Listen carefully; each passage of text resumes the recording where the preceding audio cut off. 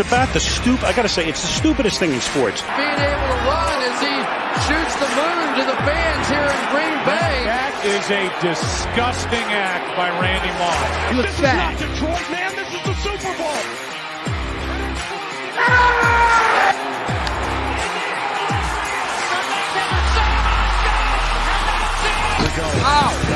From the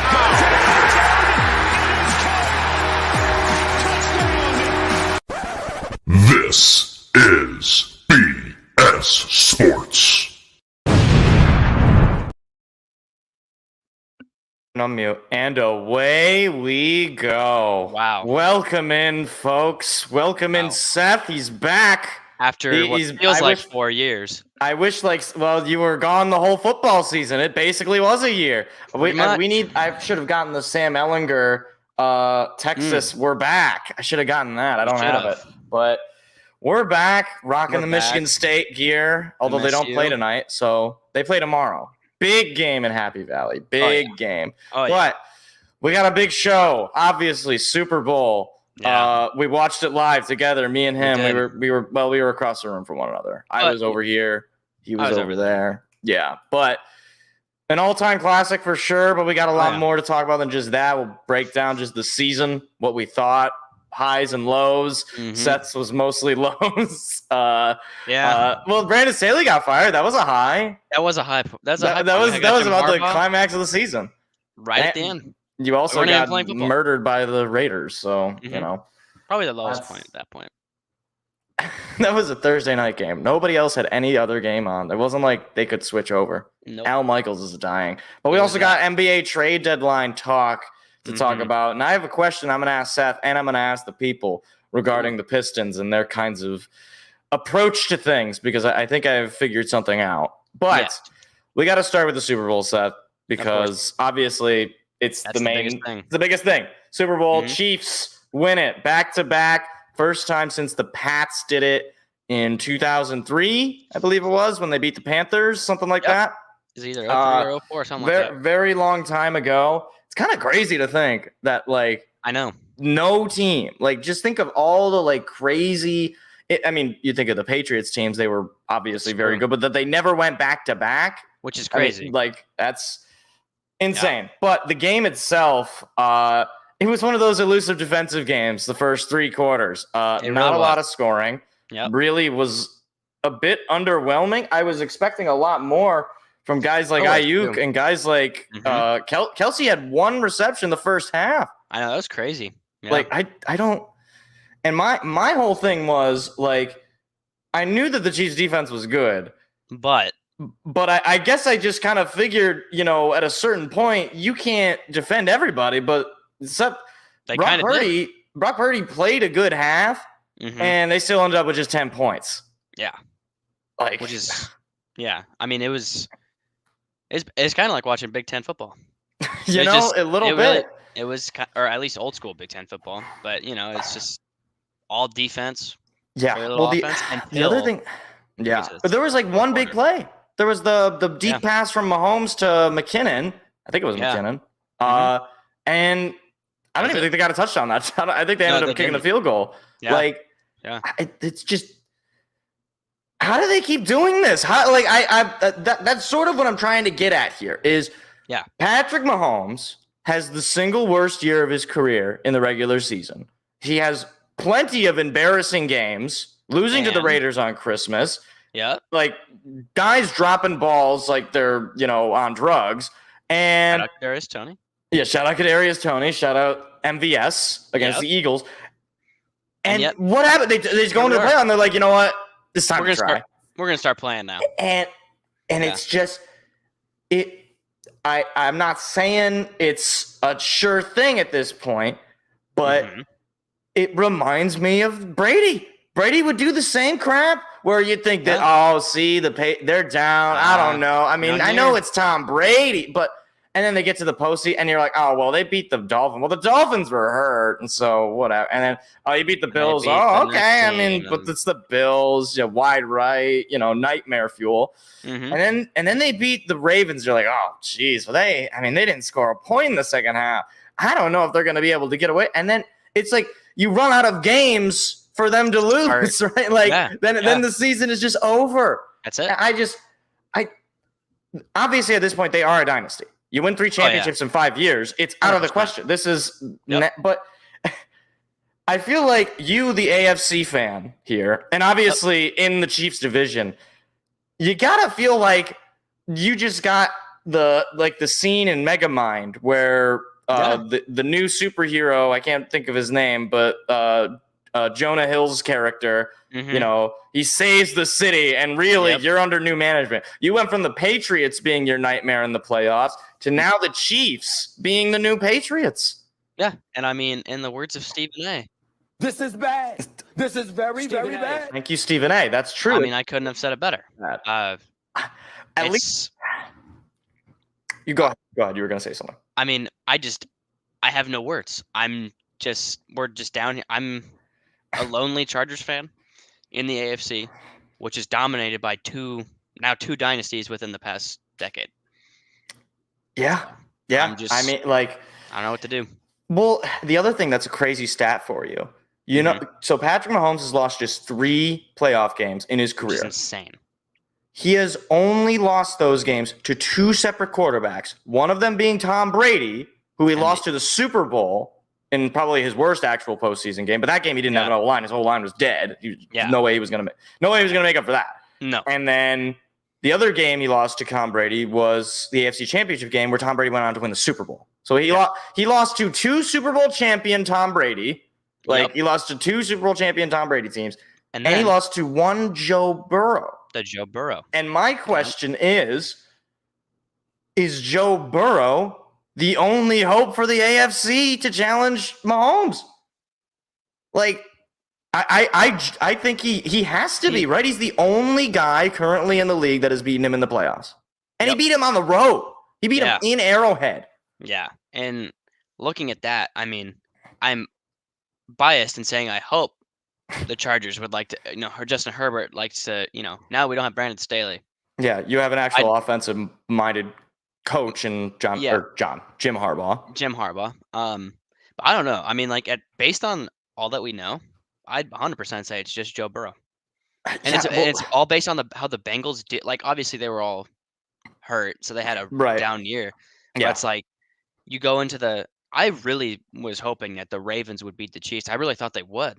But then Lamar Jackson did what he does in the postseason. Right. I mean, I posted the clip about it. I mean, it's to the point where how many times, I'm speaking on Lamar Jackson, how many times do you have to do something before it's just who you are?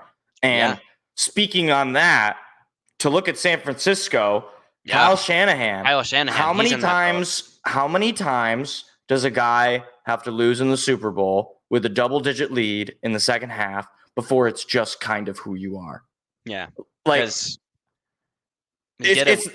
with the Falcons. Yeah, he did it with the Falcons. To be fair, won the head coach, OC. He doesn't.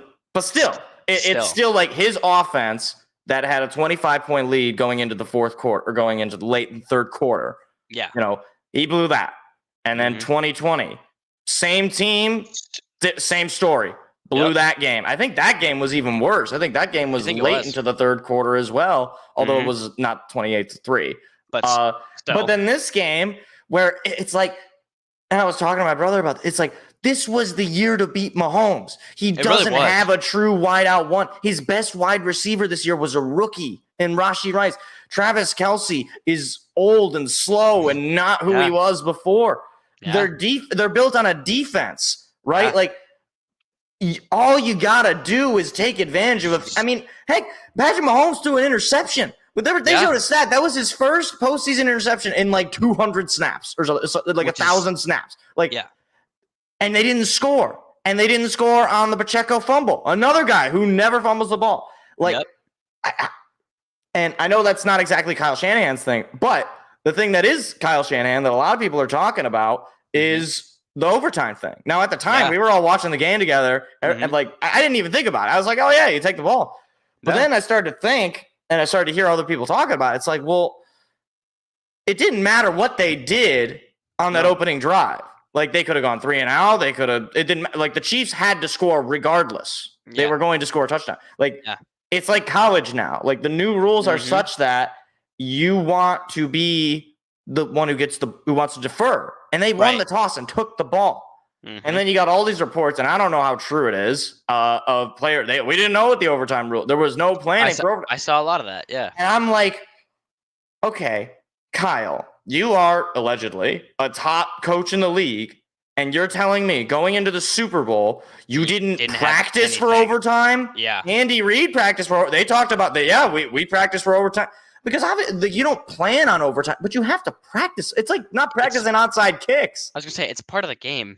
Like, you don't know. It's very low chance that it happens. Right. It only happened one time, which ironically enough was Kyle Shanahan. So he's experienced the 2 overtimes, and he's lost both of those games. Yeah, which is like... And maybe he just had PTSD, and he was just like, maybe. Well, we want to just get the ball, because last time Patriots got the ball, we lost. Exactly. Yeah, I don't know what that deal is, but like seriously, like you would think you lose an overtime game like he did in the previous Super Bowl, right? Or that he did, and then you're like, no, I'm not going to prepare for it. It's not like I had to do it before, you know. Yeah, what I mean? It just doesn't sit well with me. And I like Kyle Shanahan, but he's got this kind of allure of like, he seems a little antisocial. He seems sort of in his own little world a lot. Like, I don't know, like. I think he has to be their guy, just given the stretch of success that he's put them in, at least in the regular season. And what is it? 5 straight NFC Championship games or whatever it is. Like, or not 5 straight, but like it was because he didn't go in 21. But like basically every time they make the playoffs, they go to the NFC Championship. Yeah. Like at some point, eventually you're going to hit gold, right? At some point, you keep hitting the slot machine. Eventually, you're going to get 7s across the board, right? Yep. But. And then to turn then to the players on the field, Brock Purdy, look, that second half was rough. Like, how many drives are you going to take? They showed a stat during the game where it was like they had like no first downs in the third quarter, and it was like 5 minutes left to go. Yeah. Like they had like 3 total yards. It's like, it was at what bad. point, like, does that fall on the players? Yeah, right. Like, I mean, like Brock Purdy, I don't know what to feel about him, because it seems like no matter what you say, you're either deemed like the biggest Brock Purdy hater, or you're just like a totally like blind believer. Like, I don't. Yeah, there's really no middle ground. Yeah, like he's this weird thing where everyone has seen the different quarterbacks that Shanahan has had to use and had relative success with. Right. And so this guy comes in, obviously last pick of the draft a couple of years ago. Nobody believes that, or certainly nobody believed in him in that draft. And then he replaces Jimmy G. Yeah. And well, we see what happens to Jimmy G. Yeah. And you just don't really know what like, you're not paying him anything, but like, his rookie deal is going to end in a couple of years, right? Yeah, like, what are you going to lock this guy up? I was going to say, I expect he's going to get paid by somebody if you don't pay him. Because the stats are such that he is a top quarterback. And I like, to me, my quarterback is Jared Goff. Jared Goff, very similar kind of quarterback. You have to insulate him. You have to keep him protected. You got to give him weapons. And you have the right people in charge in San Fran to do that and to keep the success going. Yeah. If I'm San Francisco, I know you just lost the Super Bowl and maybe you're not feeling too great about Brock Purdy. You got to keep this cat around. Oh, yeah, for sure. And I mean, like I said, you guys don't pay him, he will be paid by some other team, because I think he's maybe not a top quarterback, not in the top tier, but he's definitely tier 2. Well, you got to think, right? Like, I mean, just think of some of the teams. You think the Chargers, when Justin Herbert went down, wouldn't have liked Brock Purdy in the back instead of Quentin Stick or what? Easton Stick? Eaton Stick? Yeah, that's right. Hey, I would have loved to have Brock Purdy on my team. Or look at the Vikings. I mean, like, we don't know what's going to happen with Kirko or the Commanders. I mean, they might be taking a quarterback this draft, but like, I'm just saying, like, the Patriots, all these teams are, again, some of these teams are in place to take a quarterback, but the point is, it's not easy to come by a quarterback who game in, game out is going to give you 250 plus yards and touchdown. And Brock Purdy did that. And throwing the ball so consistently as he does, I mean, his completion percentage is one of the highest in the league, correct? Yeah, something like that. I mean, he's unbelievable. Loss is not on Purdy. Played well enough to win. I agree. I think the loss was a lot of just things going wrong. It was similar to the Lions-Niners game. It was like you had the C-Mac fumble in the opening drive. You had the botched punt, which I mean, we were watching it live, and I was like, just dive on the ball. Like I get it. Your instinct is to scoop it. No, just go down, because just even if you don't get anything in that possession, you at least don't give them red zone, right? Yeah, and that was what happened. It just it's so tragic for the 49ers, because again, it's another one of those games that they had, and without a doubt, yeah. And there was a stat I saw here. Let me get it to load here. So somebody posted this on Reddit.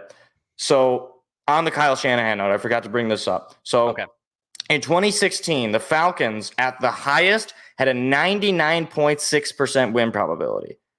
In 2019, 2020, the 49ers had a 96.1% win probability. This is all ESPN analytics, by the way. I'm seeing a theme here. Yeah. And then in 23, 87.7 win probability.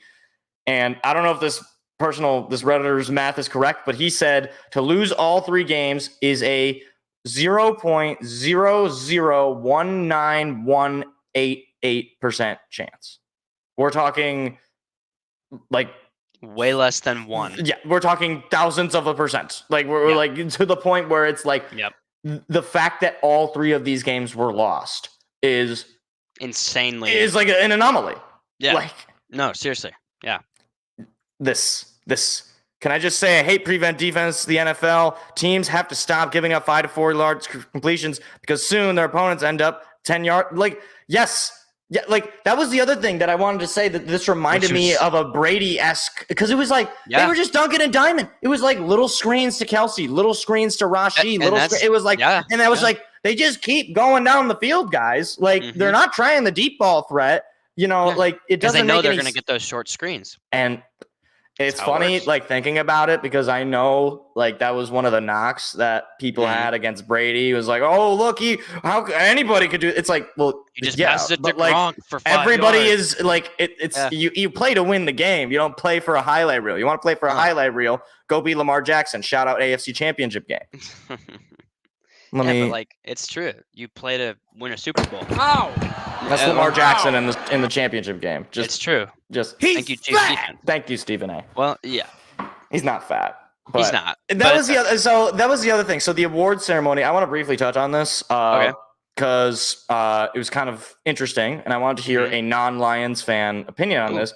No Lions won anything. You had Campbell was one of the nominees for Coach of the Year. I think both Gibbs and Laporta were Rookie of the Year candidates. None of them win. And I'm of the mind, like, the only one that I was, like, kind of shocked by was Stefanski winning Coach of the Year. Because I thought it was between D'Amico and Campbell. Like, my thinking is, like, well, D'Amico beat Stefanski. Yeah. Like I recall that. In the playoffs, right? In a big moment, a rookie coach goes and wins. And then obviously Campbell taking the Lions to the championship game. No coach had done that since Wayne Fawn. Way back when in 91. Yeah. And like I don't know, am I crazy? Like no, I don't think so at all. In my opinion, Dan Campbell should have been or D'Amico. Right, it should have been one of them two. And the other one, go ahead. Yeah. Oh, I was going to say, too, about, like, Laporta and Gibbs. I think they both had great years, but I still think, they're not going to beat out. It was C.J. Stroud who won, right? Yeah, they're not going to beat out C.J. Stroud in the year that he had. Yeah, it's hard to beat a quarterback in any of these sorts of, like, when we're talking, I mean, C-Mac won Offensive Player of the Year, right? So, like, I mean, that's why but the MVP is just the quarterback award. So it's like Offensive Player of the Year is non-quarterback Offensive Player, which I'm fine with. Like, I think that makes sense. Comeback Player of the Year should have been Ryans or Campbell. Times like these are why I think voting should be including in the playoffs. Coach of the Year, not Comeback Player of the Year. I'm sorry. Yeah, I agree. I think like because that was the definitely thing. Deserved it. Right. That was the thing. Was Lamar Jackson wins MVP. And I said this, I think it was last week's show, or maybe not last week, maybe a couple weeks ago when the Jackson. And it's like Mahomes is the MVP as far as I'm concerned. Mahomes I mean, he won the Super Bowl MVP, but like beyond But that, still. he's just clearly a step above Lamar Jackson. Like whatever, you can show me any of the stats he had. I don't care. Like Yeah. it's empty calories. It's just like, Mhm. look at me. I can run and throw the ball to Zay Flowers. What do I do in the playoffs? Yeah. Just like die. Like what? Like I hate it for Lamar because I really like Lamar and I really like the Ravens, but it's like why I don't understand why we don't include the playoffs, especially when the awards are after the playoffs. Like it's like it doesn't make it doesn't make any sense to me. Yeah. Like I know that every league does this. Like, you know, you have like the famous seasons in the NBA where Derrick Rose won the MVP. Meanwhile, LeBron is putting up like the single greatest season ever, right? But they were like, well, we can't give it to LeBron every year. Or like any of the years where Michael Jordan didn't win it over, like it was Charles Barkley won it. Like all the like, if you just include the postseason, yeah, you probably have a lot of similar people winning it. But like, what are they supposed to do? Yeah, they're the best players. And the thing too about that's a difference in the NFL and the NBA. The NBA, wait, I could have sworn the NBA does it before they're done. Well, as in like the awards? The awards, yeah. I don't know if they do it. I remember because I remember like the scenes of like Derrick Rose holding the trophy in the playoffs. Unless I'm mistaken. Maybe they changed it. Let me see, because I could have. Okay. Let me see, because I know for the NFL they give that out after the Super Bowl is done. Right. Well, they had the awards the day before, or was the Friday before the Super Bowl. Or that's when they do the awards. Yeah. Yeah, that's the NFL awards. But I wasn't shocked Lamar won MVP. He would have received my vote. What I was surprised about was that he was one vote shy of the unanimous MVP, which should not be the case. I mean, as far again, if we're talking regular season, then of course. But like my thing is like his voting was finished before the playoffs. Otherwise, Jokic. That's right, because Embiid won the MVP over Jokic. Meanwhile, Embiid had 12 points in an elimination game against Jokic went on to Jokic drop basically a triple-double in the finals. Yeah, he triple-double not in the finals, Seth. Triple-double in the playoffs. Like right. He was like, oh my gosh, it's unbelievable. I mean, we'll get into the NBA in a little bit here, briefly, mostly Pistons related, and maybe we'll recap some of the trade deadline if Seth has anything else he wants to add as our resident NBA expert and fanboy and things and stuff. But the other thing I wanted to point out about this whole championship run, and it was a conversation that I heard the other day on the radio about where Mahomes stands now in the GOAT debate.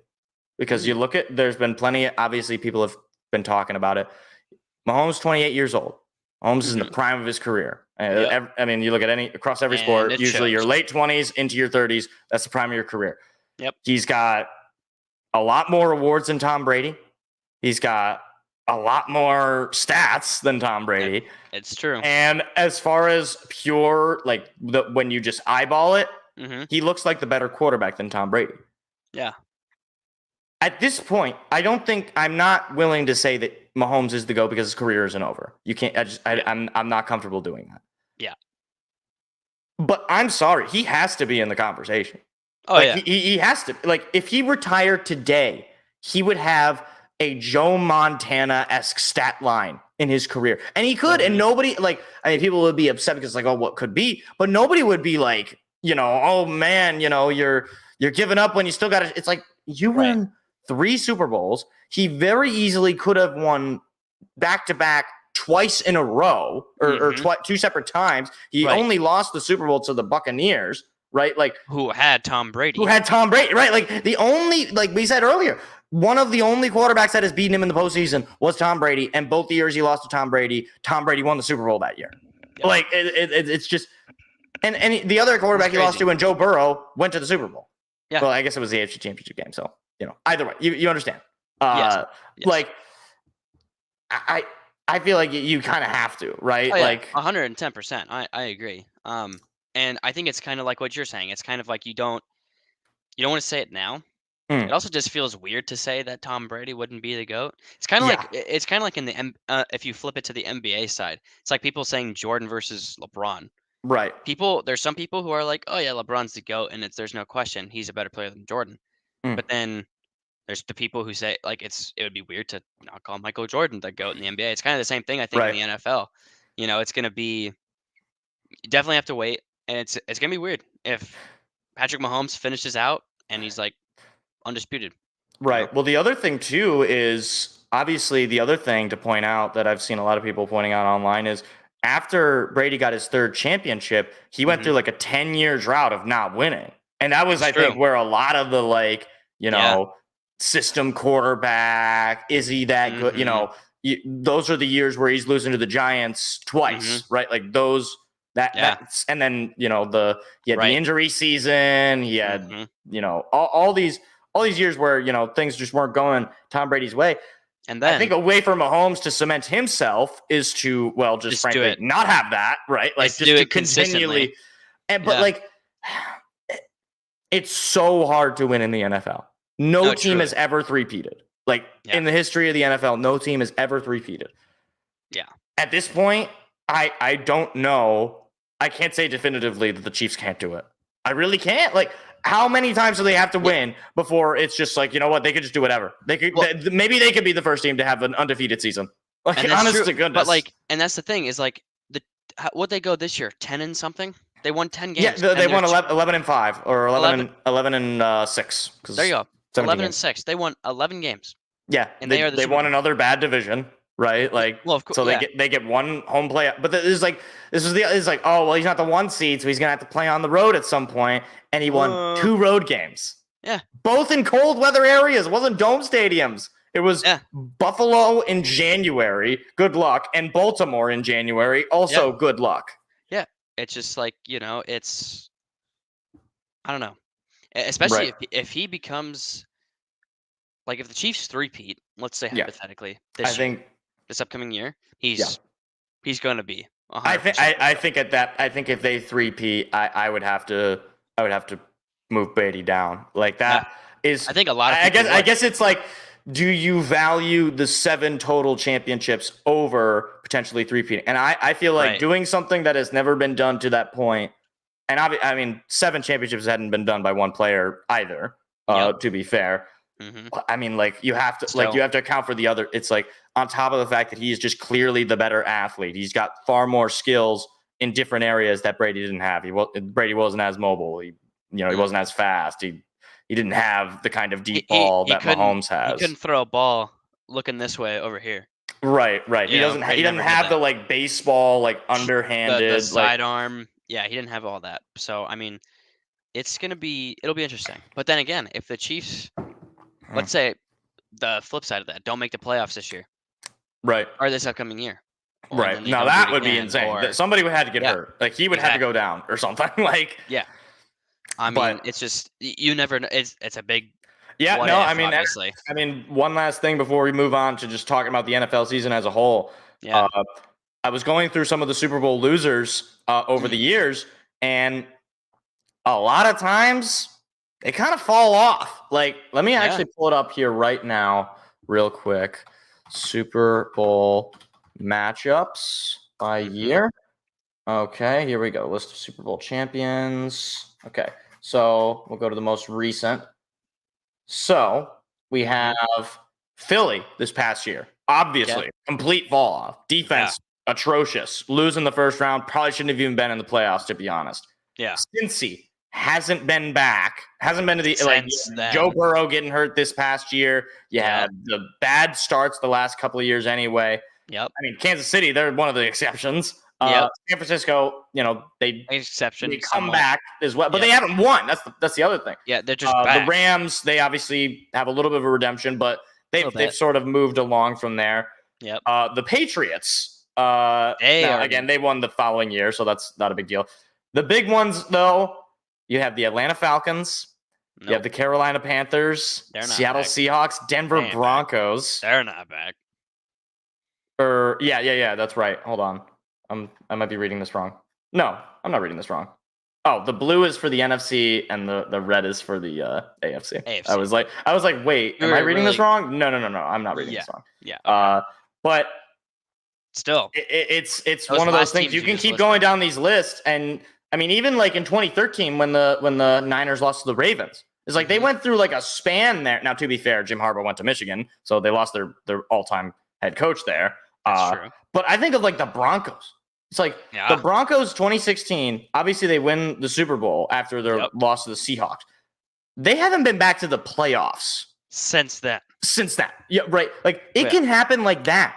And I get that's why a lot of, especially immediately after the NFC Championship game, a lot of Lions fans were in, this is it, our run's over, we're never going to be back. And I understand that feeling, right? Because it's like, it can't happen that fast. And so if you're a Chiefs fan, this is like your coming of age, okay, appreciate it, okay? Because very, as quickly as you are the champions, as quick as you will become the current day New England Patriots, where you are awful in all way, shape, and form. But so I want to just talk about the season as a whole. Obviously, a lot of fun stuff. Now, one thing before we talk about some of our takeaways, some of our highs and lows, stuff like that, I want to say overall 2023 Pick'em season record. Now, this is including postseason, preseason, regular season. I beat you by one game. 196 and 137, a 589 correct prediction percentage. You had 195, 138. That is because of the terrible postseason picks. We didn't get a postseason game right from the conference championship on. Yeah. Which, to be fair, was only 3 games, but still. But still, you had the beginning game. I had the wild card round nearly perfect, but you had the perfect divisional round. Yeah. So it was like, you had me beat in the regular season. I had you beat in the postseason and the preseason. So, do the math. It kind of evens out. But even still, either way, all in good fun. Yep. It just goes to show you how hard it is to predict NFL games. Seriously. We were neck and neck, to be fair, but we both were like a little over 500 in our correct predictions. Just a bit. Yep. But I wanted to first talk about some of your biggest surprises. So, Seth, yes, who are some of your biggest surprises of the season? And this can be a team, a player, whatever. Anything you got. I would say, well, this is kind of a surprise and a letdown, and I think you know where I'm going to go with this. It's my Chargers. I was a little combination of both. I was surprised about how let down I was by this team, being 5-12. Yeah. And let me I want to pull up the games that we played. Because one of them was against Detroit. I know that. That is true. That was the Keenan Allen game. That was. And so let's see. We played the Dolphins, and we lost to the Titans. You know what? I'm not even going to run through all this. We lost to the Titans. That's all you need to know. We lost to the Titans. Yeah. And so I would say that was probably my biggest. Another surprise right off the bat, and one that was, again, another kind of letdown. Aaron Rodgers tearing his Achilles. Yeah. That kind of bummed me out. I thought the Jets were going to be a fun team to watch. They turned out to be. So did Jets fans. All of a sudden, they're not. Another one that surprised me was the Cowboys making the playoffs and doing as well as they did. Really? I did not think they were going to do as well as they did. Dak Prescott had a great year. I was not expecting that. So that's kind of a specific player. That was a surprise. Right. And I guess to some extent too, the Lions making the championship game. That was a pleasant surprise. Yeah. I thought they were going to be a good team. I thought they would make the playoffs for sure. Just looking at but I did not think they would be 12-5. Right. Going into the playoffs and making the NFC Championship. Right, and to win the games that they did, beating Stafford and then beating Baker Mayfield, a team that they had already beaten. So it was like, you're playing with house money a little bit. And a good point here, Mr. X. That was one that I was going to say as kind of an unpleasant surprise. Jordan Love. It sucks, but the Packers might have another franchise guy. Now, here's what I will say, all right? And I've said this to other people before. It is Linsanity until proven otherwise. Think of the statistics here, okay? Think of all the teams that have whiffed on quarterbacks, and you're telling me the Packers just whoopsies happen to hit on not one, not two, but 3 in a row? Like, come on. I get it. You look at his numbers. You look at how he played. He certainly made us look stupid on Thanksgiving. But like,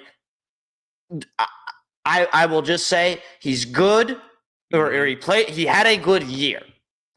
I'm gonna wait and see if it continues, or if because people forget Mac Jones looked real good his rookie year too. And again, I'm not saying he's Mac Jones before Packers fans. Oh, he's such a hater. Blah, blah, He's not Mac Jones. He's not Mac Jones. But and to Mr. X's point there, it shows that the Packers strategy of letting a rookie sit behind a vet. I mean, Patrick Mahomes did that too. Like he sat his rookie year as well. Like I think it's something that a lot of teams, especially if they're already poorly run, just get wrong. Like you look at Bryce Young with the Carolina Panthers. That was a nightmare. I mean, like he was not going to succeed. But the other thing on rookie quarterbacks, I want to say something that I was dead wrong about was C.J. Stroud. I mean, that cat can straight up play. I remember, it was. I mean, it was a combination of things that just seemed to go against him. It was, you had the reports about his, he wasn't all that smart, and you had he's an Ohio State quarterback. They never develop NFL quarterbacks. He had loaded wide receivers at Ohio State and put up a lot of big numbers, but he lost a lot of big games, i.e. to Michigan and in the playoffs. Yep. And then he's getting drafted by the Texans, who, I mean, like, nobody was perpetually rebuilding. I mean, we don't know what's going on. They hired a defensive coach in D'Amico Ryans, and he just goes out there and he played at a level where he was potentially getting MVP considerations. And I think if he goes from there, like he certainly could be an MVP in the future. And you got to feel great for Texans fans, because they go from having Deshaun Watson, who was fantastic there, and then, stuff. We're not going to get into that. They go from him to Davis Mills, who was not great. And now they have their guy, clearly. And I look forward to the Texans being there and being a team that can be competitive, hopefully in the AFC. But I feel like we say that all the time, where it's like, oh, well, Justin Herbert's in the AFC now. You got, Tua in the AFC, Josh, and it just always ends up at the Chiefs. And that's just the thing. And the other team that I have to note, because I got to say, this team, I let them have it at the end of the regular season because it was absolutely pitiful. It's the Jacksonville Jaguars. I mean, what the hell was that? I agree. The way they fell apart. I think they had the graphic 99% chance of making the playoffs. And you just won the lottery, except instead of getting a bunch of money, we take your bank account. It's all ours now. Yeah, that was another one. That was very Trevor surprising. Lawrence is, I don't know. Is he just Blaine Gabbert? Like, is he just the next Blaine Gabbert? Is he just Gardner Minshew too? Like, I don't know. Gardner Minshew was doing good on the Colts the last couple games. And he's probably one of the better backup quarterbacks. But like, it's like, Trevor Lawrence, he had at the end of this last season, not this, like 2 years ago, obviously the crazy comeback against your Los Angeles Chargers of San Diego. Shout out to Brandon Staley. Well, But on top of that, he was playing the Chiefs, who would go on to win the Super Bowl pretty competitively. It was not exactly a blowout game. And then, I mean, you just had this season. That's right. I forgot he fumbles the game away against the Ravens, and he throw a really bad interception that game too. I think he did. And then to lose to Jake Browning. Now, to be fair, he gets hurt near the end of that game, but like lose to Jake Brown. Like, it's bad when the only win going down the stretch is when you're not playing quarterback and it's CJ Beathard, Carolina Panthers. Like that is.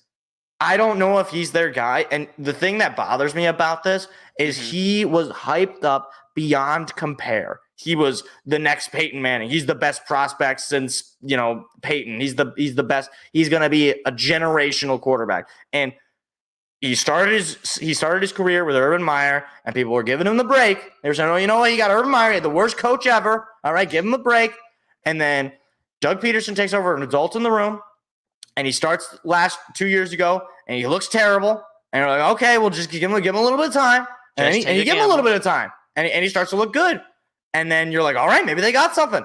And then this year just starts off strong, and then down a cliff. I just, like, I at a certain point, it's like you can't play a full season. And, I know he got hurt near the end there. So, he's probably coming back. He might have still been dealing with that injury, but I can only tell you what I saw. And what I saw was a guy who underperformed at every big moment in the season.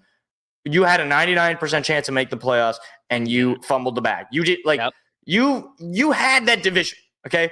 It was you versus a rookie quarterback, the Titans, who had the corpse of DeAndre Hopkins and another rookie in Anthony Richardson and a rookie coach. And you managed to lose to both of them.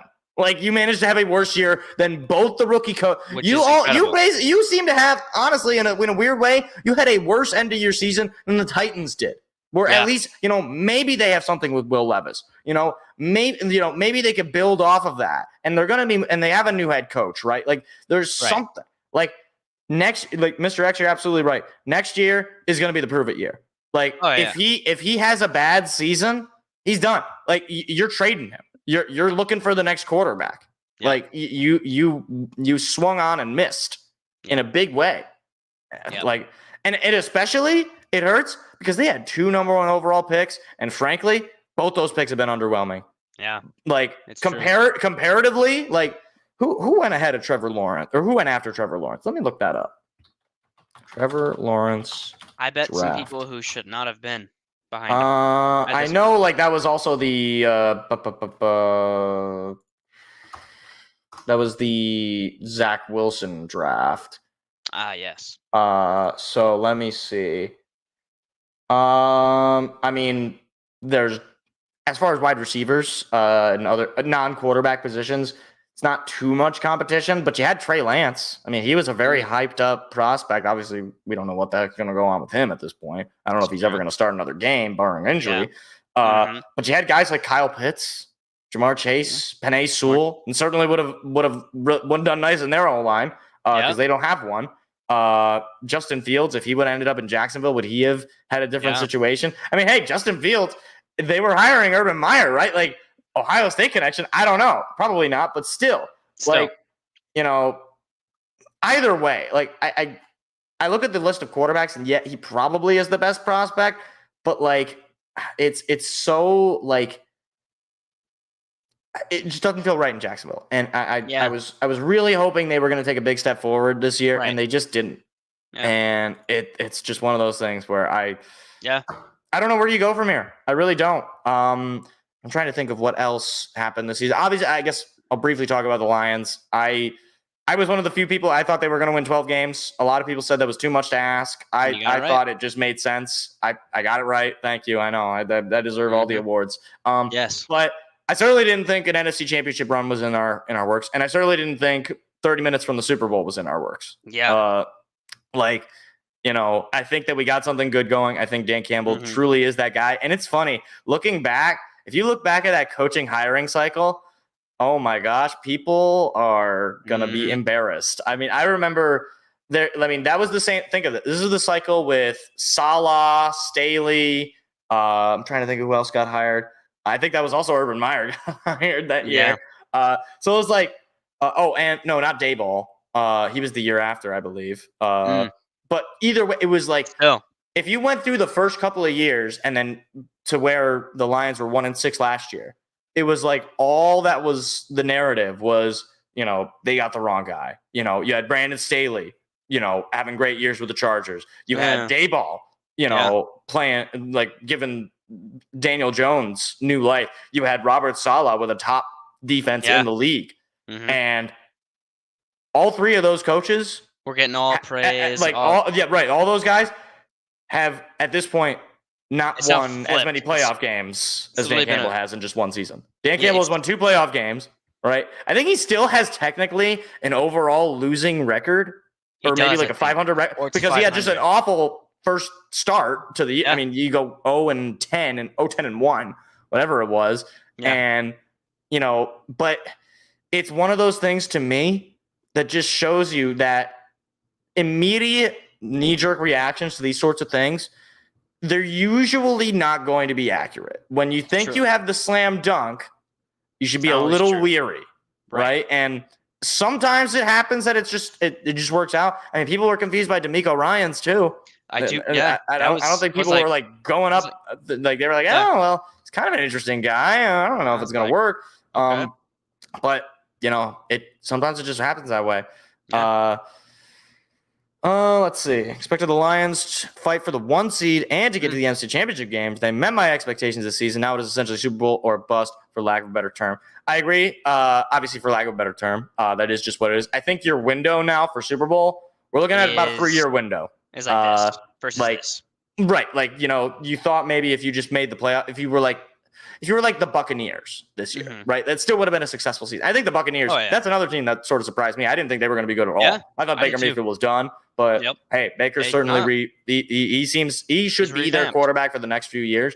But on the Super Bowl or bust thing, I mean, every year from this point on, I expect the Lions to be competing for a Super Bowl. And that means making moves at the trade deadline. That means, nailing the draft. And I expect Brett Holmes to nail the draft because he's nailed 3 drafts in a row at this point. And hitting on free agency, making the moves in the offseason. And that's where things really get interesting as we head into the offseason is what moves are going to be made. Where do these GMs around the league, where do they see the issues on their team? And, we won't be talking NFL weekly just because it's just not really going to be on the news weekly. But usually the early time of the offseason is when immediate moves are being made because, guys are talking, as much as they say they're not allowed to, they're talking. It's like that Seinfeld where George was trying to get fired. George was trying to get fired from the Yankees to get Mr. Wilhelm. Yeah, Mr. Wilhelm also wanted to get fired. It was like the Mets were telling him to get fired, but they're not actually talking about it. They're just, talking. We're talking. Not about that. But either way, looking to next season, some of the expectations / I don't know if expectation is the right word. Just things I'm kind of looking for. For one, I'm looking forward to another fun Lions season because I think it's going to be another year of Ben Johnson's offense, making defenses look stupid, and hopefully our defense is improved in a personnel and in a scheming way because I don't know where I'm at with Aaron Glenn, but the other things I'm looking forward to is in a way your Chargers because I look at the Chargers and I'm like, this is a team. Like how can you have a losing record with this team? And you have Jim Harbaugh. You got basically his whole defensive staff, which won a national championship with Michigan in college. I know college NFL is slightly different, but still. And I guess I'm just looking forward to those two things primarily. Yeah. Outside of it, I guess I see what Aaron Rodgers has left in the tank. I would like to see. I'd like to see him actually play. Yeah, that I have negative feelings towards it generally, just because I don't think that once you're entering 40 after an Achilles injury, you're going to be, lighting it up. But you never know. Yeah, and so, and I hope, this was my hope this year and didn't pay off, but I hope the Chiefs do not win another Super Bowl. I hope. It's going to be hard to repeat. We've talked about that ad nauseum, obviously. But we'll see. Yeah. Well, either way, I know it wasn't the season you wanted, but perhaps it was the season you needed to move the Chargers in the right direction, right? Yeah, I'm so glad that Brandon Staley is not our head coach anymore. Yeah, I mean, that's just... It should have been done. Maybe they were timing it out. Maybe they knew Michigan was going to win. Right, all right, we'll bring Harbaugh back. Right. Gene Spanos finally opened up the checkbook. Wanted to get Mr. Harbaugh out. That's true. But moving along from NFL stuff into NBA trade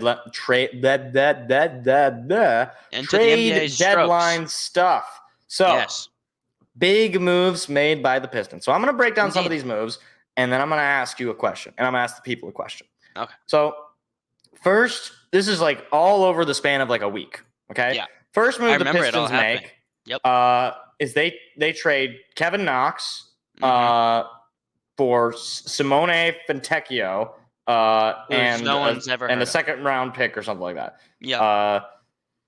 Yeah, right. They trade Kevin Knox and Simone Fontecchio, and I'm like, I don't know.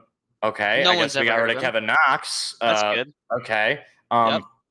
After that, they move on from Monte Morris, where the Pistons get Shake Milton, Troy Brown Jr., and a second round pick in 2030. So if you have a cousin or a brother or a sister, or well, not a sister, in 5th or 6th grade, Let them know. they could be drafted by the Pistons. You could be looking at a future Detroit if they play basketball, or if they don't, get them into basketball because they might be a Detroit Piston in 6 years. Yep. And then the actual trade deadline day comes, and this is where things get really exciting. So the first thing I saw was that the Pistons trade Alec Burks to the Knicks. I was like, oh, okay, all right, they trade Burks. So what's going to happen there? And then I find out they also traded Bojan Bogdanovic to the Knicks. Now, at first, I thought these were 2 separate trades. No. See, what we actually got here, if I can find the here we are. This is going to be the full trade returns. Ooh. Open up that link. So the Pistons trade Bojan Bogdanovic and Alec Burks, and they get Quentin Grimes, Malachi Flynn, Evan Fournier, Ryan Arcidiacono, and 2 second-round picks. Wow. Afterwards, they waive Killian Hayes because nobody wanted him. Sure. And my question, after going through all of the myriad of moves to you and to the people, are we getting trolled? Are we getting just straight up deceived? Like, let me paint you a picture. You had Bojan Bogdanovic, who's a 20 points a game kind of guy. Like he's a solid wing, obviously he's in the twilight of his career, you know, can hit the 3 ball. Yeah. And Alec Burks, who's having a pretty good year, obviously a vet of the league. He can also shoot from the 3. Yep. And you're telling me the only thing we could get is Quentin Grimes, bum number 1, bum number 2, bum number 3, and 2 second-round picks. And then on top of that, we trade Kevin Knox and a pick, by the way, which, you know, I don't know if you're aware, but, you know, a team that has got 8 wins on the season probably could use its picks. But we trade Kevin Knox, a guy who we shouldn't have even had to begin with. True. And we trade him for, you know, Soprano Badecchio or whatever his name was. The guy from Utah. Yeah, Utah man. And Monte Morris for a 5th grader. And, you know, Shake Magoo or Shake Shimala Ding Dong. Yep. And I don't like how can you keep your job and do this? Like, I don't, how is this acceptable? I don't know. To the general question of trolling, to some extent, yes. I will say, the Monte Morris trade for Shake Milton is pretty decent. Okay. I think that was maybe the only good trade. The fact that Burks and Bogdanovic are now going to the Knicks, that makes them better. What you guys get in return for that? Quentin Grimes, meh. Evan Fournier, I don't know how he's doing, but in the past couple of years, he's been a pretty good 3-point shooter, which I know you guys need, but he doesn't do much else. And to be quite honest, Malachi Flynn kind of does the same thing. White guy, he shoots, whatever. Yeah. The other guy I never even heard of. But for what you guys had in Alec Burks and Bogdanovic, who, from what I can remember, when Cade Cunningham wasn't your top scorer, it was Bogdanovic or Burks or Ivy or Ivy or Duran or whatever. So it was. I remember seeing all these trades and being like, "That it's weird." Like you have to get like you move guys around. Yeah, but it's just the team is the same though. Like it's like it's basically the same. Well, like the thing is, I put it to you this way. It's like rearranging the furniture in the crack house. Mm-hmm. It's like you didn't actually move forward. You just like it's like now the good chair is facing in the west side of the room, and the TV is on the wall up over near the kitchen. And it's like but you don't have a roof, and the door is off the hinges. Like why? Like if you were gonna like do this, how did you not demand like first round picks? Like that was another thing. Did they get any first round picks? No, we lost. For one, we have now just one of our first round picks from the 2020 draft remaining, by the way, because Killian Hayes is gone because nobody wanted him, right? Apparently nobody wanted him in the draft either. because, basically every guy, it's like, oh, you missed on him, and who went after? Cole Anthony, Tyrese Halliburton. Fun times. And I have some quotes from general manager Troy Weaver, who has not spoken basically since the season started because he's afraid. I don't mean to speak into the man's mindset and heart, but I have no other way of if you are unwilling to face the people who are paying money and time to watch this team, it's cowardly. I just what is this? So anyways, Troy Weaver and this is also an interview that was it wasn't like a press conference. So Troy Weaver on why it didn't work with Killian Hayes. And I quote, "It didn't work because of his shooting.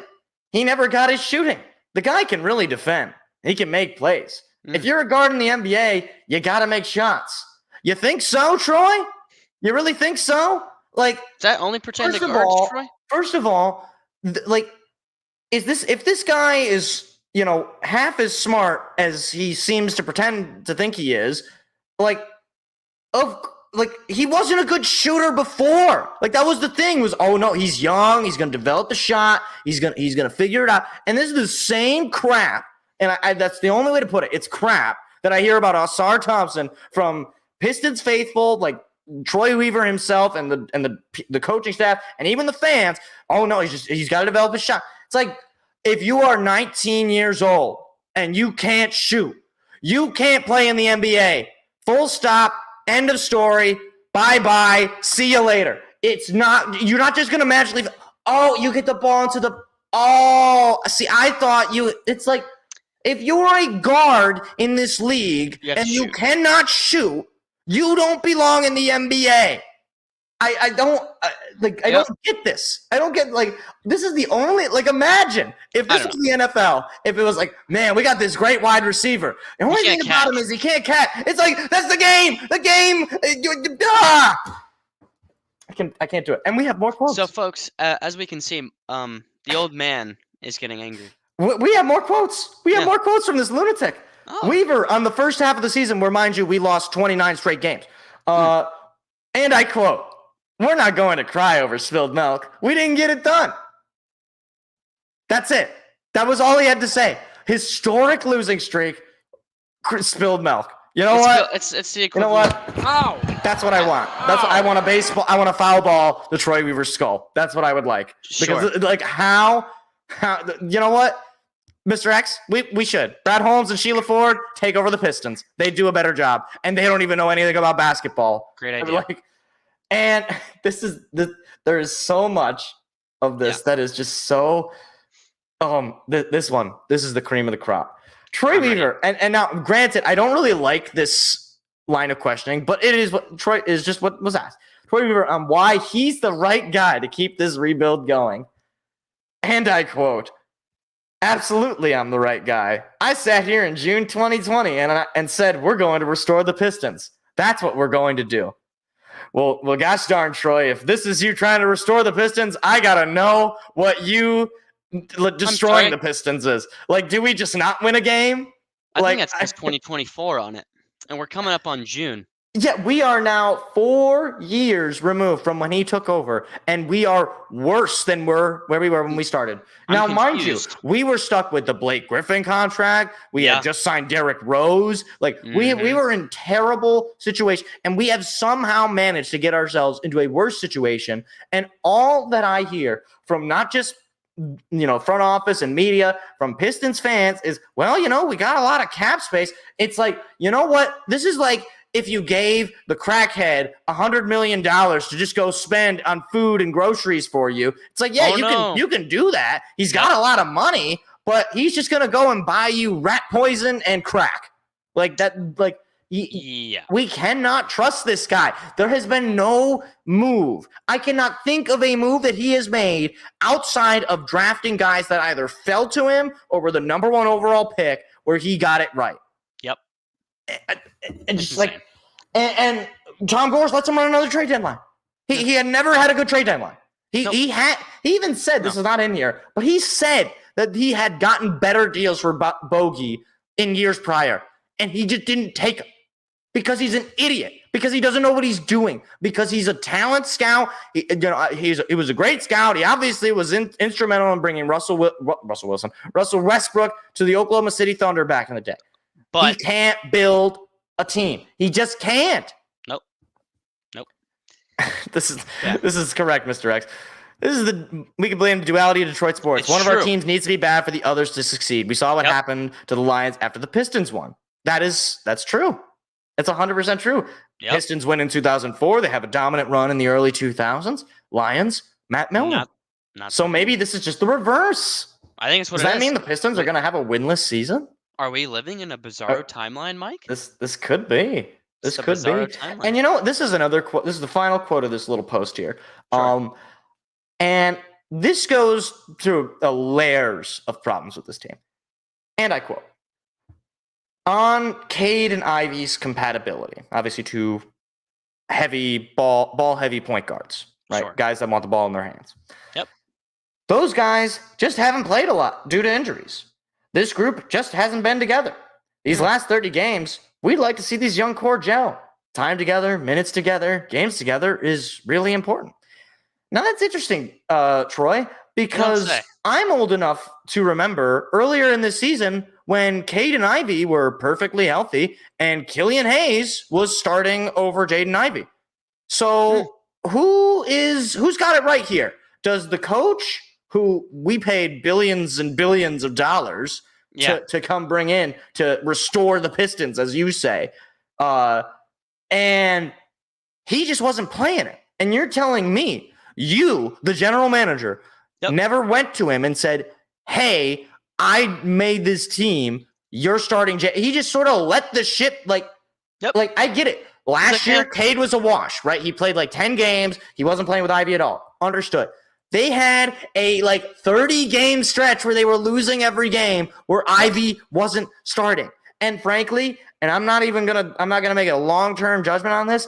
I don't know that these two guys can play together. And it's not because they're both not good. They are both good. But they play essentially the same position.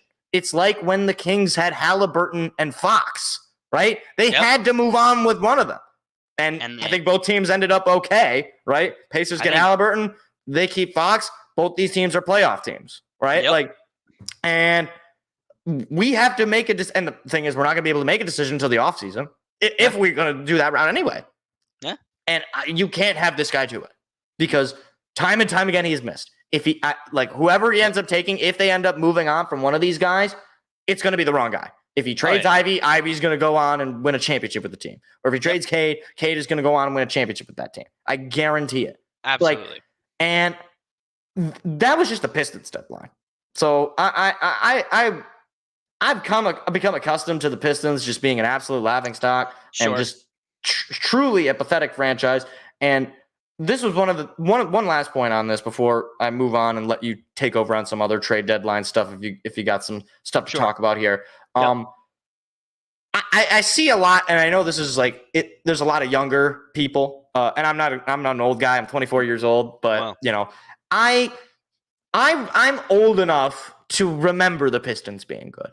And to remember them being in the playoffs consistently. I'm old. I remember watching Chauncey Billups and Ben Wallace and Rasheed Wallace. I remember watching those are my favorite. Rip Hamilton. Those are my favorite players growing up. I don't have it here with me. It's back at my parents' place. I have a Rip Hamilton, Joe Dumars flip jersey because Joe Dumars was the GM at the time. I remember when the Pistons were good. Seth, you're 4 or 5 years younger than me, right? 4 years younger than me. I don't think you actually remember when the Pistons were good, really. Nope. You were born when they won their last championship. That's correct. And, you were 8 or 9, right? When they were falling off, I would say at that point. But I get a lot of people who just instinctively look at the Pistons and they're like, oh, well, it's the Pistons. They suck. They're terrible. It's we're not the Memphis Grizzlies, and no disrespect to the Grizzlies, but they're an expansion team. We're not, who are I'm trying to think of some of the other expansion teams. Insert expansion team. I was going to say the Nuggets, but they're successful now. But even still, we're not the Jazz, okay? We're not the New Orleans. We're not the Hornets. We're not the Pelicans. We're a team that has been around since the very early days of the NBA. We have plenty of Hall of Famers throughout our franchise, all-time players, guys like Grant Hill, Isaiah Thomas, Bill Laimbeer, the Bad Boys going to like this isn't a team that just like we are one of the few franchises to have 3 championships. There are a number of franchises that can't say they have been to one, let alone win one. Yeah. So like I just want to get that off my chest that like it's not simply that this team is bad. It's that it's like if the Lakers were bad. And I know we're not as good as the Lakers. I understand before people go crazy. But still, we should be in that caliber as one of the historic teams of the NBA. I mean, like, and the fact that they're just like basically They're nothing. not. And that Tom Gores is totally negligent as an owner, and that Troy Weaver is treating this team like he has no idea what he's doing, which is true. He has no idea what he's doing, and other people watching are just this is just what the Pistons are like to them, and that's what they are to me. It's a damn shame. Yeah, right. That's what they are to you. All you've known is the Pistons being bad. Yeah, it's true. But anyways, trade deadline. I'm sure some things happened. So go ahead, Seth.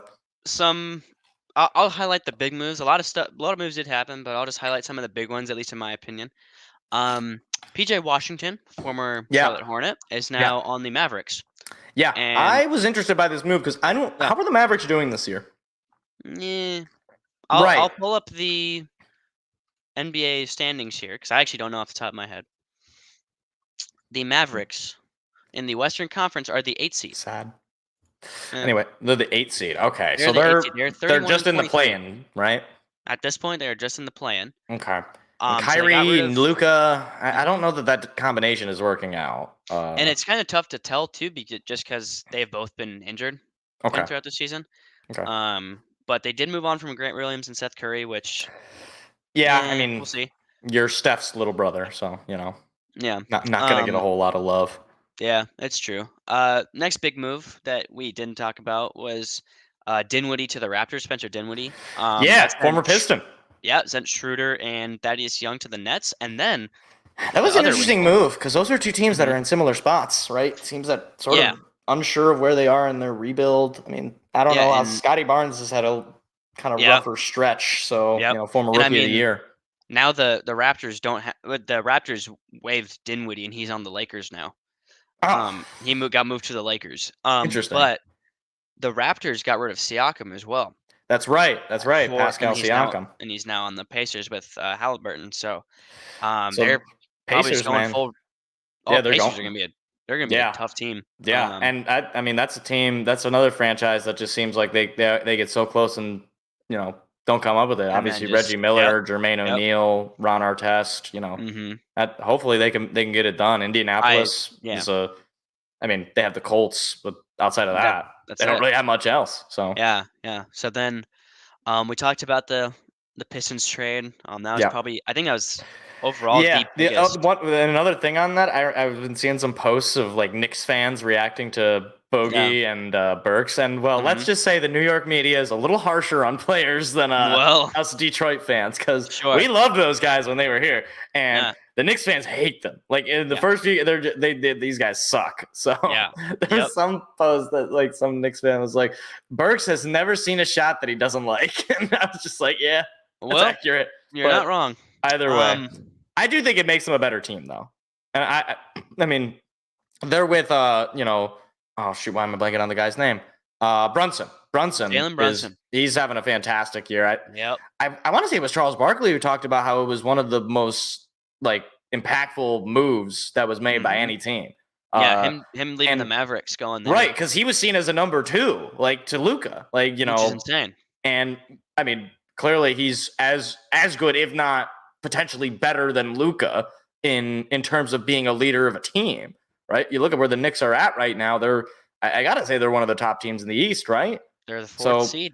Yeah, I mean, like, hey, maybe they make a run for it. Obviously, that's another historic team that just hasn't gotten it done in a long time. Right. That's one of the few New York teams I could certainly root for, but maybe it's just because they kind of suck most of the time. So yeah. And then I just got 2 more. I mean, or maybe 3, but 2 more for sure. This one's a little interesting. Gordon Hayward, who is Mr. Injury all the time, is now on the Thunder. if he stays healthy and plays like Gordon Hayward, Right. the Thunder Yeah. just got pretty damn good. Even more so and than they were. I was going to say even more than they already currently are. Like, yes, because they are the 2 seed. They just got Gordon Hayward, and if he comes off, which he's injured all the time, granted. Say Right. he doesn't. But it's a low risk, right? Like you just let him walk if he does. It's the same like when the Niners got Chase Young. It's like, That's well, true. whatever. He's just gonna walk. If he sucks, he sucks. Our team is already good. Yeah, and it's like, sure, you drop, which I don't know if you know who this is, but Davis Bertans, he's pretty No, decent. Not familiar. He's a power forward center. He's like Okay. 6'11", 6'10". He can shoot the ball. He's pretty good, but I don't think he's going to be playing like that much. They got Chet Holmgren on that team. Yeah, they got Chet, Shy. I mean, what's his name? The creepy guy, the guy who was caught with an underage girl. Oh, What was his yes. What's his Mr. name? Australia. I can't think of his name. Oh man, Hold on. Josh Giddey. That's who. Josh Giddey, who actually I think was having kind of a rougher year. Yeah, he's at least on to a down start. year. I don't know if he's still having a down year, but Yeah, to some extent. but still, so, I yeah. mean, man, the Oklahoma City Thunder. That's another team. I mean, obviously formerly the Supersonics. That's a historic.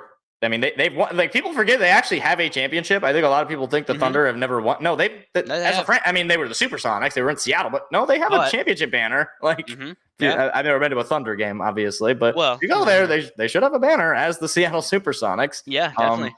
But they do. I mean, they have managed to do something. Like, they went from, obviously people remember Kevin Durant, Russell Westbrook, James Harden, that whole team, Oladipo. right? Oladipo, all these guys. Was on the Grizzlies, but now it's like they've basically just redone that, right? Like they basically re-up themselves, and they have so much draft capital, despite the fact that they're like the second seed, like you said. Like they are one of the most well-run franchises right now in the NBA, and I just hope that they can get it done. And in the playoffs, have that well-suited team, have that team that's run like a machine, and actually have the success. They're very similar to me to the Denver Nuggets, a team that just kind of kept with their process. And there was a point where people were like, I don't know, this is gonna work, and they got it done. They're feeling good. Yes. And you gotta feel the Clippers gotta feel real dumb for letting Shai go, right? I mean, like, I know that they're still a really good team. James Harden, Kawhi, Paul George. Oh, like they got players. They not like they're in a bad spot exactly. They're right behind the Thunder right now. Look, man. If they, I don't know how they could have kept Shai if that was a possibility with the moves that they made. Yeah. If Shai was on that team, I would be hard pressed to say that they were not a favorite to win the finals. Yeah. Yep. So there's that one. We'll see how that plays out. But the two ones I want to talk about next are Buddy Hield's on the 76ers now. Marcus Morris and Furkan Korkmaz, who's a good shooter. Probably don't know how much you know about him. They are now on the Pacers. But the big thing for me was Buddy Hield, who I don't think was playing super well. The name sounds familiar. There's a couple years back, I believe, he was one of the best shooters percentage-wise in the NBA, which I think the 76ers needed. Right. They have more shooting around Embiid and Tyrese Maxey. Well, he's kind of like a three. They did have more shooting around Embiid until Embiid's foot came gone. That is true. So, yeah, so now it's just Maxey and Buddy Hield, who are probably yeah. I mean, like, the problem with the Sixers is, I mean, obviously the loss of Embiid, you sort of the season is frankly just kind of a wash at this point. Like, they're in the playoffs, but right now. I mean, you lose your best player, and he's almost certainly not going to be back in time for the playoffs. Like, no, I don't believe so. I want to say it was I don't know who it was, or actually, I think it was Pat Beverly until they traded him. He was complaining about the moves, and they were like, "You know what, Pat? You're gone. You're out of here. You're Go next." Bucks. Yeah, seriously. So yeah, he's on the Bucks too. That's one little minor move. Yeah, I was gonna say if you were gonna mention that, your Buccaneers, your Milwaukee Bucks making a move for a defensive guru of sorts. A little bit of with me. I don't mind. A little bit of a bleep disturber is what I would call Patrick Beverly. So yeah. I kind of like it. I dig the move. I like that it was one of the bigger names that I recognized. I was like, okay, interesting. Yep. But go ahead. And then the last one, the last kind of big one that I just wanted to mention because I'm in this jersey, MSU fan. Xavier Tillman is now on the Oh, Celtics. that's right. I did see that. So he is now a Boston Celtic. I don't know how much he'll be playing. Yeah, Probably I a mean backup. he wasn't getting much playing time with the Grizzlies. But I mean, He was obviously, I after mean, Steven Adams went down.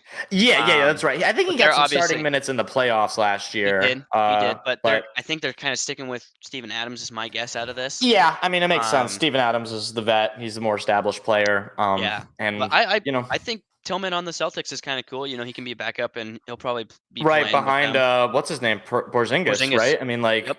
and then Yep. Porzingis is And sort of Horford. injury prone too. So like, I and think Al yeah, Horford, right? and Al Like, Horford. So I think he's got a great opportunity to do well with the Celtics. But yeah, we'll see. yeah. I mean, like, thing is, obviously, both of us Spartans. I have great memories of Xavier Tillman. That was the last great memories of Michigan State basketball I have is Tillman and Cassius together. Those two Yeah. were absolutely incredible. Yeah. I think he's got some good ball in him. Obviously, he's not undersized. He's certainly good enough to be a third string center in the NBA. And I mean, like, he's had some decent shows. I mean, like, not of like, you know, putting up massive numbers, but he's made some nice plays. I remember a couple of games in the Grizzlies, he was making some nice plays. So it's not going to hurt the Celtics. So I hope that they can finally figure something out. That's another team that, you know, just I think they're the favorites out of the East right now, just personally. Yeah. you know? Well, I mean, you look at like who their competition is. No offense, it's like the Bucks are coached by Doc Rivers, so we all know things we just are going to go lost wrong. Our ring chances this year. Yeah, right. I told Seth the day that they signed Doc Rivers, I was like, well, go ahead and hang it up because your season is over. The Celtics are making it out of the East. Yep. Right. So, and then, you know, Joel Embiid is down. So it's pretty much, and the Heat aren't having like the kind of season. Well, then again, the Heat didn't really have that great of a season last year and they went all the way to the finals. So like you never want to, you know, bet against them necessarily. Yeah. I mean, I think if any year is there, you'd at least make the finals. Excuse me. They'll probably make it again. In my opinion, I think they could do it.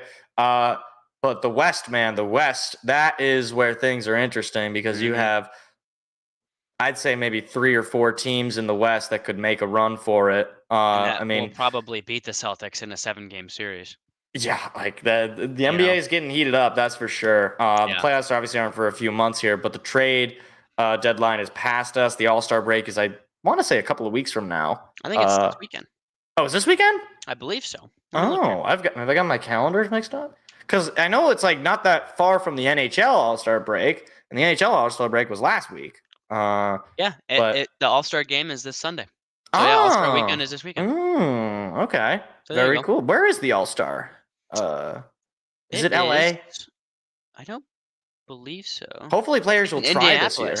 Indianapolis, Indiana. You know what? I respect it because that's a place where you don't see a lot of and big Halliburton's media. An All-Star. Halliburton is an All-Star. Yeah. There you go. And we took Killian Hayes. All right. So fun times await. But I think that's pretty much it. I think we hit everything. Right? I think we did. Look, so just wanted to give a little bit of a breakdown, obviously, because NFL is done. So that took up a majority of the show. So we're going into a little bit of a transitionary period as a show because you're entering into the peak of college basketball. So I might be able to swing some college basketball in there. Michigan State's not all that good. I'll see what I can do. We'll be in the tournament. Yeah, they will be in the tournament technically. The NHL and the NBA both sort of heading into their stretches here. The NHL trade deadline is going to be coming up. We'll see if there's some interesting moves made there.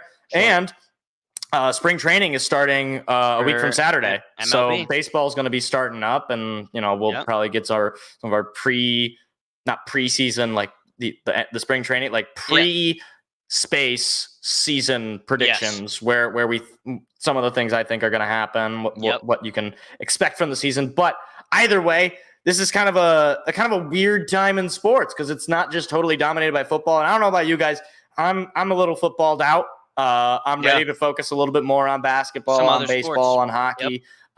Just mix it up a little bit. But if you don't follow those sports, this is and you're feeling down because the NFL is done.